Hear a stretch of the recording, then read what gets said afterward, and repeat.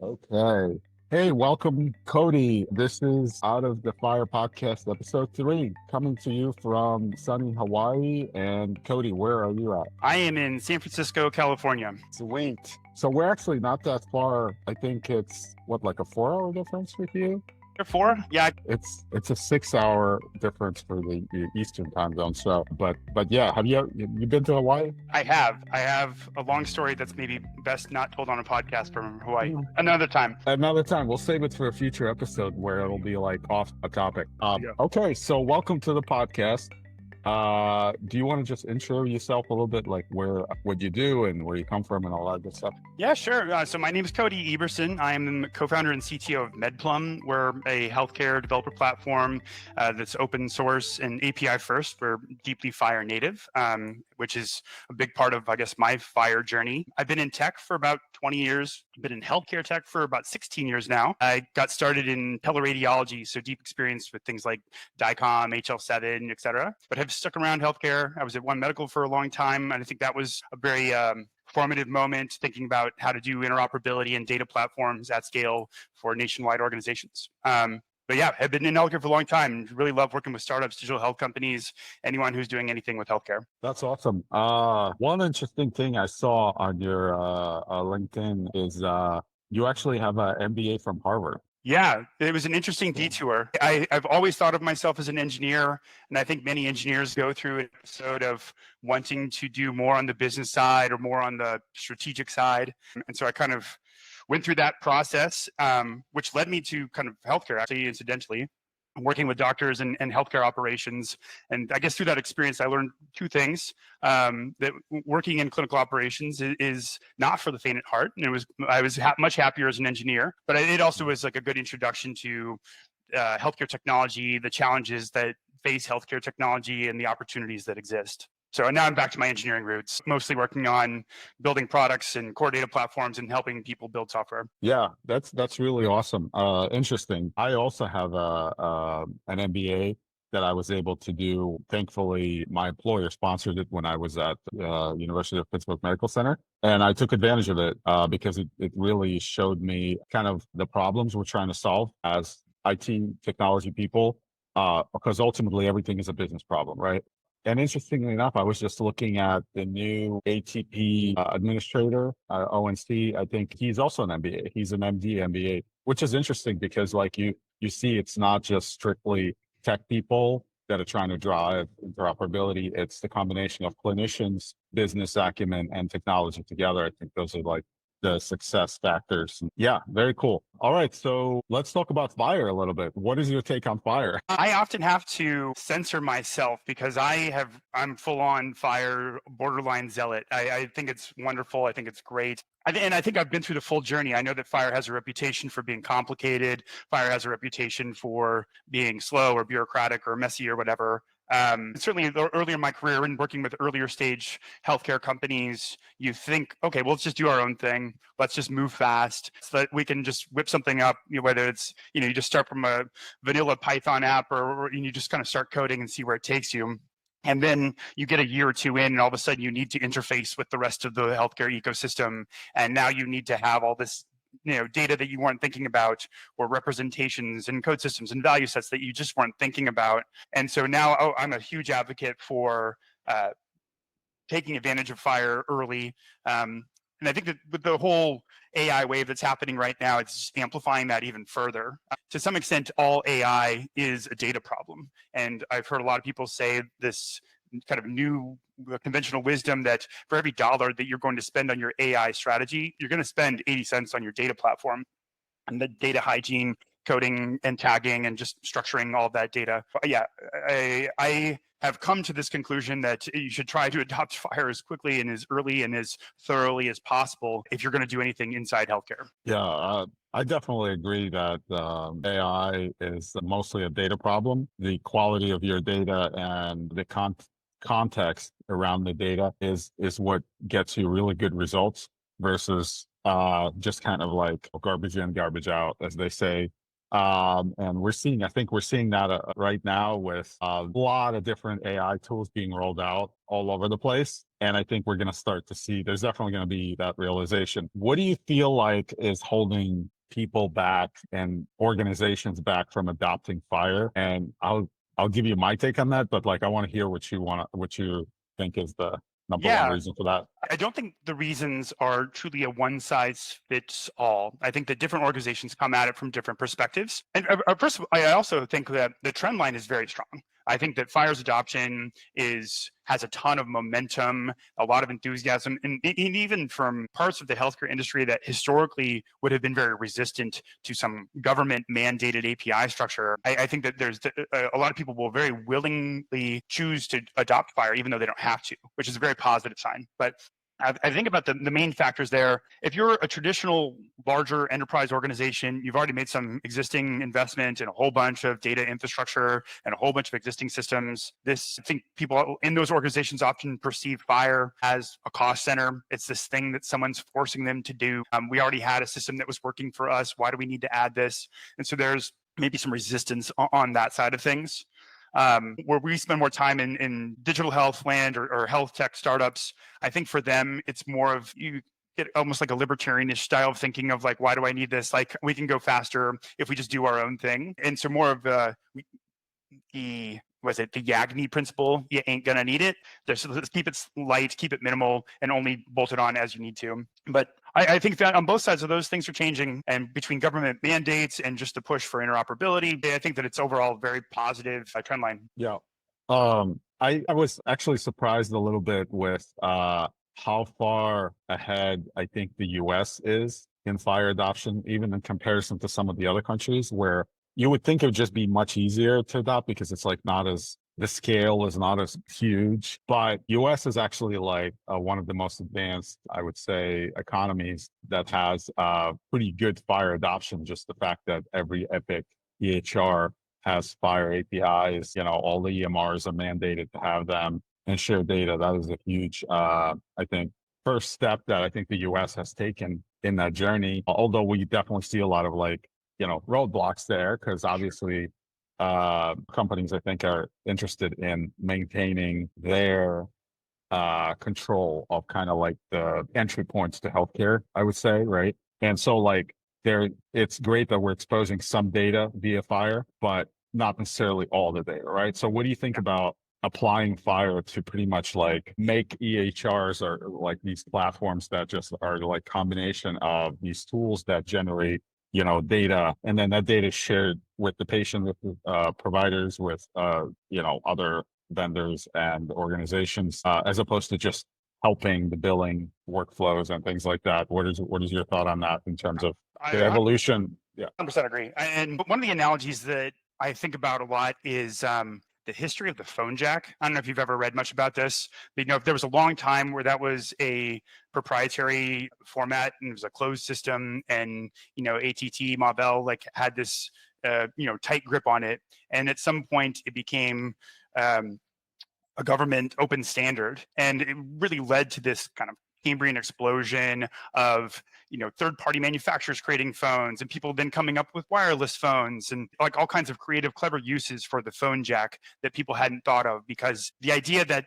interfaces are what promote interoperability and promote a kind of ecosystem of innovation. I love that mental model, and that FHIR has the possibility of doing that equivalent for healthcare. And I completely agree with your assessment that the US is ahead, although I think it's for kind of funny reasons in some ways. Most countries, first of all, our spending per capita is crazy high. And so that creates some interesting market dynamics. Many of the European countries, they have their data sovereignty, and a lot of times it's state-sponsored healthcare programs, which, it creates a different dynamic versus the more of the kind of chaotic wild, wild west of the American healthcare system. But I think there's a collective sense that we all want this to be interoperable. Certainly patients do. I think most doctors do. Whether or not Epic does, who can say? And I think that they've kind of gone back and forth on how much they're leaning into the interoperability, and maybe the government's going to drag them kicking and screaming, but it's happening. I mean, as a someone who participates in like, I don't typically do Epic. We do, our customers do Epic integrations, or they'll partner with Epic, and so they're often very keen. And we get this question all the time. I'm sure you get this question all the time. Anyone who's in healthcare interoperability gets this question all the time of, how do I integrate with Epic? And you're like, okay, let's talk about it, right? And it's like, there's the long list of things that Epic can do, and there's a long list of human reasons of, there's IT teams and security policies and all kinds of gatekeepers along the way. So it is, I think technology and APIs is one part of that story, but also whether it's government mandate or just new conventions or norms or competitive pressures that will eventually kind of open that up. I think that what we're seeing with a lot of the AI scribes is fantastic. I think that's kind of, I don't know if I'd go as far as calling it a sea change, but it's definitely promoting a lot more interoperability into Epic than I think we've seen probably in the 10 or 15 years prior to that, which is extremely encouraging. And if FHIR can be the dominant way, I think that's just a win for everybody. So that way people aren't coding against Epic proprietary APIs. They can write their tools for open standards and it kind of create a healthy ecosystem. Yeah. And it's interesting because I get that question like sometimes from people, why, if I connected to one Epic instance, why can't I just connect them all? And then that's like basically the crux of it is that like, there's no Epic instance. There's like 400, 500 different Epic implementations across the country, right? And I remember from my health system days, the Epic implementation was actually so old and out of date and so customized that Epic stopped. They couldn't even apply updates anymore to the system. So that's why now they're going all on Epic and they're doing like, I think from the ground up fresh. But it's like that's kind of like multiplied by every doctor's office, every health system across the country. You know what? I think Epic's model is kind of like that's their model, right? Like they don't lose customers because they do customize the heck out of it based on, we'll just do whatever you guys want, right? How does that work with interoperability, you think? Like even talking about the data that you're pulling out of Epic now and having spent time analyzing that data and seeing all of the shortcomings. I think we talked about the labs a little while back, right? And like the different, the variation in coding and just the quality and context of the data is so widespread that it's like there's no like, you can't just take that data and like run with it and develop an application on top of it because it's not one size fits all. So what do you think is a solution to that? Yeah, I think that there is a strong demand and a strong pull for more interoperability and better data and more structured data. To some extent, whether intentionally or unintentionally, Epic is putting up friction and putting up barriers. I think the market's eventually going to work around them. And we see this already now where rather than trying to do an Epic integration, companies would rather just do an HIE integration and just fire the data off into the HIE. And now that everyone between TEFCA and all these various programs, that they have their HIE interface, like that's going to become the alternative. That's your workaround. It's not as rich and it's not as full featured, but at least it's a way to get it in there. And there's a structured representation. And so, because I think that you're right, like the lack of structured data is painful for everyone too.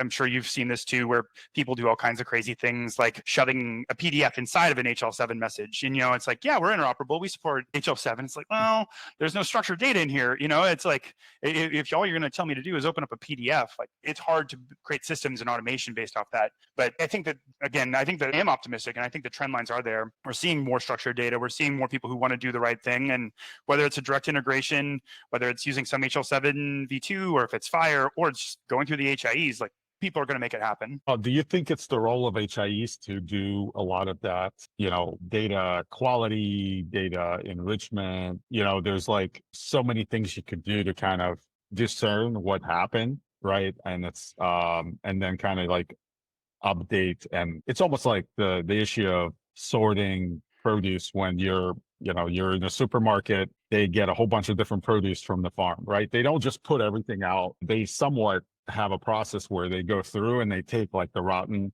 tomatoes and like toss them, and bananas that are not and so like, is that the role of HIEs, that like once you're the supermarket you have to at least flag like this is blatantly wrong or there's something wrong with this data, like don't use it?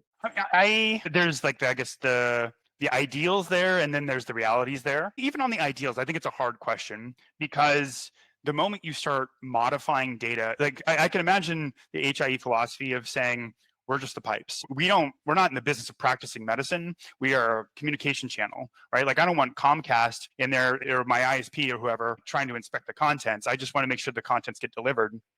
And you could say that like filtering or combining and merging, that is data cleanup in some sense. But I think every time you touch healthcare data, you have this risk that you have now injected interpretation into it. And I think anyone who's spent enough time in healthcare, like we've all been scolded about like, you thought this was an optimization, you thought this was a cleanup, but no, you've altered the meaning of this. And there's a very high burden of responsibility anytime you're doing anything that can be perceived as modifying data. So that's one angle. For better or worse, I wish that HIEs spoke FHIR natively, and that was the kind of default language. For better or worse, it's probably CCDAs today, which there's some degree of validation there. There are structure. There's like the ONC has their tools online to validate your CCDAs and make sure that you have all the required fields. I think in practice, the world is a little bit more messy than that.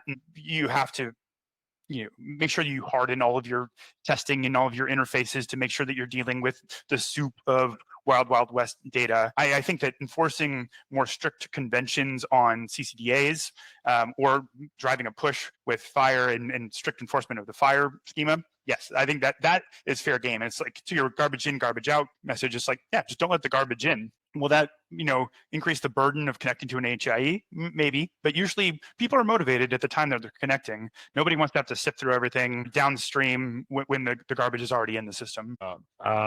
Unless you can make an argument that letting that bad data in the system causes harm to the patient or causes actual harm to, my healthcare. Like I literally have my data in Apple Health, right? Like a lot of people, like I can see from two different health systems I actually have the benefit of like having same or similar data and encounters in both health systems. And the funny thing is they're both Epic. They're both Epic systems. One is Highmark, one is UPMC. The level of detail on the FHIR JSON in both systems is different. So I get, here's what my practicing provider was on my Highmark encounter record. And maybe a month later on my UPMC record, I get other information that's not, but I still don't get the provider information correct.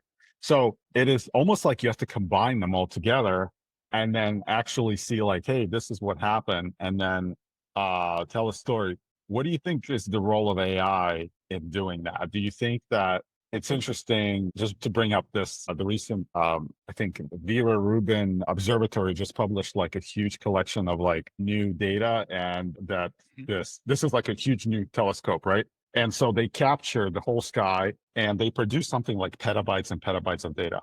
And it's basically like raw data and it's not usable. So like I was listening to this interview with these guys that are running that and they have actually like an insanely huge data operation, like hundreds and thousands of PhD scientists are putting all this data together so it's usable. And I was like almost immediately thinking about healthcare, and I'm like, that is kind of similar in the way than what we're doing. We're collecting all of this like huge troves of data, but it's not really usable unless you have this huge effort to put it all together, kind of like they're doing with these of the universe that are just like petabytes and petabytes.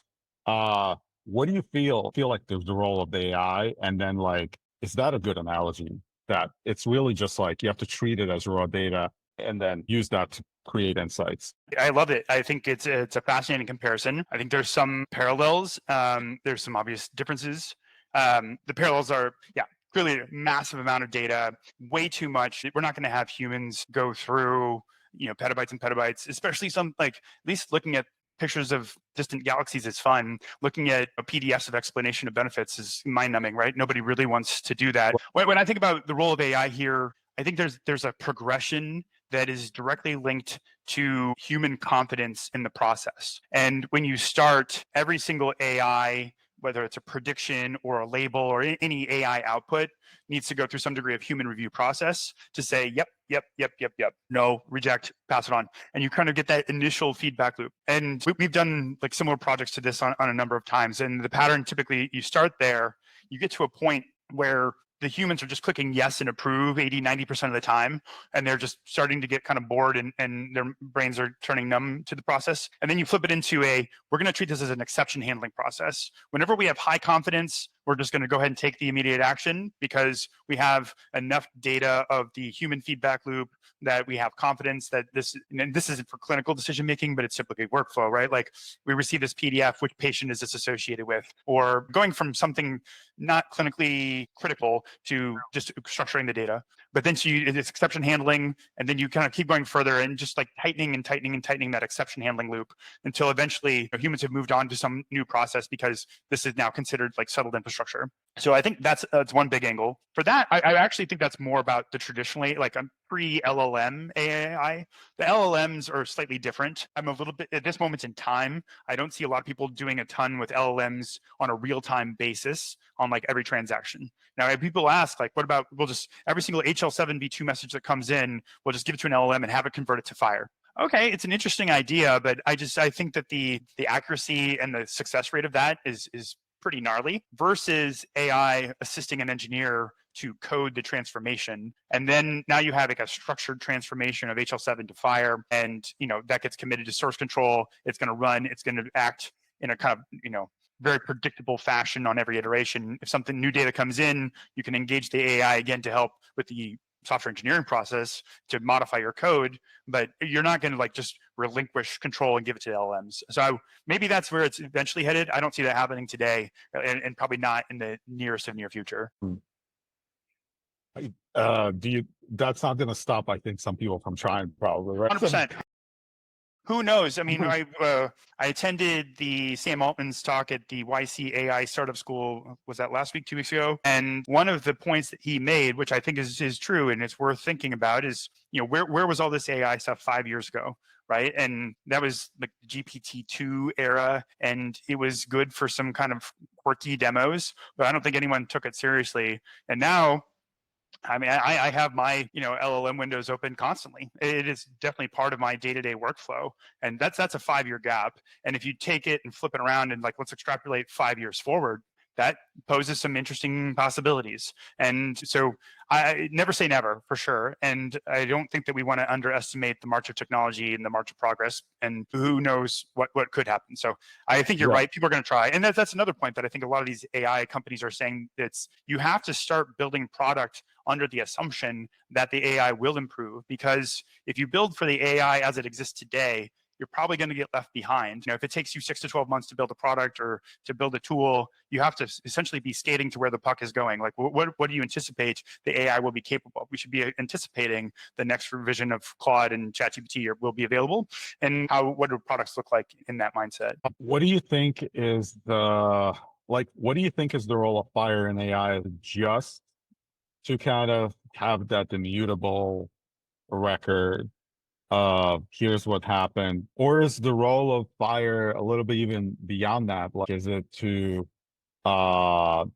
make sure that the record is complete and all the different sources of data are connected? When LLM is looking at FHIR and it's looking at your diagnosis, looking at EOBs, it's looking at conditions, all of this important information is coming in the right context. So it's like you're not just looking at a snapshot of an episode of, it's able to see all of your episodes. So, and that drives, I think, the discussion of like why we need complete interoperability, why we need everybody to be on FHIR. It can't just be Epic is sharing their USCDI v3 APIs now, but Cerner is on v1, or like Next Gen is using v4 already, and they're sharing these additional APIs on, service requests and other things. And like, what do you think about, like, to truly get that result, you need to have complete information, right? Yeah, more data is going to be better. More structured data will be better. I think that's 100% true. So we recently, we've shipped this, and it's now baked into our product. We have an MCP server so that you can look at something like Claude connect it as an integration, basically, and it's just a general purpose like FHIR tool. Give me an HTTP method, a path, and an optional body, and do stuff with FHIR. And you can sit there and talk to it. It's not HIPAA compliance. This is all like, futuristic, playtime, but let's catalyze some ideas and think about where it's all headed. And to the extent that FHIR was built and designed as an interoperability protocol is perfect for this case.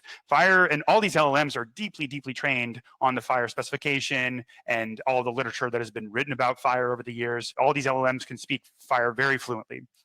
And then it can like very naturally turn over and make a FHIR request. And so like, okay, we've kind of broke it down into a few different tiers. Well, the first, I think what you're saying is like more of a read-only case of like, let's use the FHIR APIs and it can understand, okay, I'm going to fetch the patient. Okay, I'm going to go fetch all their observations. I'm going to fetch their whatever. Fine, that makes sense. And then you can have a nice little conversation with the LLM. What do you think? What do I think? Back and forth, drum up a SOAP note. The next level is now, if you have read-write access to your FHIR APIs, you can actually start to write back. Let me write a clinical impression. And maybe there's some follow-up tasks. Maybe I want to create a follow-up appointment. Well, great. Now you're not doing the read option, you're doing the write option. And so you have that ability as well. Where I think it gets even crazier is now you can go full FHIR operations as well. And like, I want to do a plan definition apply, or I want to do a claim submit. Sure, why not? Like at the end of the day, those are API calls. And if the LLMs, I think that there's a lot of questions about permissioning and access controls and getting everyone to the feeling of comfort and safety that the tool is going to operate correctly. And so that's an interesting exercise that technologists have to kind of work on and think through right now. But as a collaborative partner in the clinical experience, I think it's fantastic. And I think that a lot of like, whether it's an actual like MD clinician or it's more on the workflow side, the front desk who's doing scheduling and I need to make sure I've checked your insurance. And, all of those have FHIR representation and the LLMs understand it and the LLMs are quite powerful partners in kind of blitzing through that. You sprinkle in a little bit of voice interface, you sprinkle in a little bit of like intelligent prompting to kind of streamline and go through standardized workflows. It's a very exciting future for what will be possible. And it's going to completely just shake up everyone's assumptions about what's possible. Yeah, that's fascinating too, is I think people think about FHIR and interoperability in general is just like a one-way stroke. You turn on the spigot and then the water just flows. And it's really bi-directional. Like, so, and I think to your point, the true value comes from the bi-directionality of, okay, now you shared this data with me and I did something with it to figure out, hey, you need to do something else. And that's where the true, health outcomes improvement comes from, right? And that's the really exciting part. I feel like how that happens is kind of complex because if you think about EHRs, that like system of record, and everybody's just sending things back to the EHR, I'm assuming that could get pretty complicated, especially for the provider, right? Let alone the patient as well. So we need to figure out some system that doesn't increase that mental load and makes people's lives easier, right? So because now, hey, I just got a bunch of recommendations. What do I do, right? Yep. Yeah, absolutely. No, it has to be done as a partnership with the provider. I think that the provider tech fatigue is very well understood and well written about. And I think that they're like begging for tools to help. And there's a number of reports floating around about how many MDs are using ChatGPT on a regular basis. And that's probably a bit of a gray area. If you use it responsibly and you make sure you don't put any PHI in there, maybe it's okay. I think, looking at the trend line, it's very clear that they're interested in having a partner who can help think through these things or get quick access to journal articles or the most up-to-date information, and thinking through how to accelerate that and make it better and better. And like how things actually get back in, that is a real problem. All of Epic's FHIR APIs are effectively read-only. And so if you want to actually take an action, there's a lot of groups out there who are currently working on the RPA, the robotic process automation, where it's like emulating clicks inside the system. I assume that's a bit of a stopgap. I don't know what that's ultimately going to look like, whether more APIs will get opened up so you have a nice, tight, structured like loop there, rather than hoping that it clicks in the right spot. Say, I put that in the realm of like, we have a lot of implementation detail questions that need to get sorted out, but the promise, I think, is pretty clear there of a lot of very low-hanging fruit opportunities for automating things, making it faster, making it easier for the providers. And in a perfect world, they'd all be using FHIR, right? Because FHIR is well understood, it's structured, you don't have to guess what you're clicking on, you can just send the structured representation. But when you're dealing with traditional systems that maybe don't move that fast, or they're not going to move at the speed that the AI industry does, there's going to be an interesting ecosystem of workarounds. Yeah.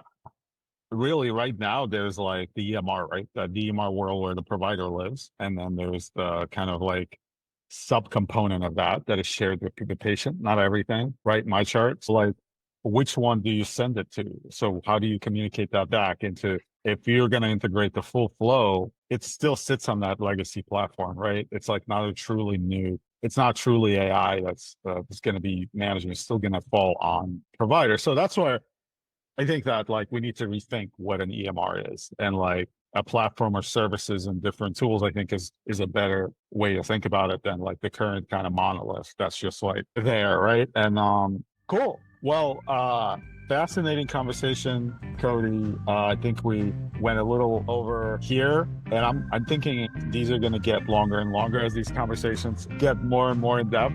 But I really wanted to thank you for joining me and chatting about this. This is really fun. Just as a couple of maybe last words, anything you want to say or mention? No, thanks for having me. It was a lot of fun. It's a lot of interesting stuff, and thank you for all you've done with the FHIR IQ community. I think it's great to have people talking about it and geeking out on this stuff. So it's fun to see. So hoping we can do this again sometime soon. Yeah, for sure. Well, thanks.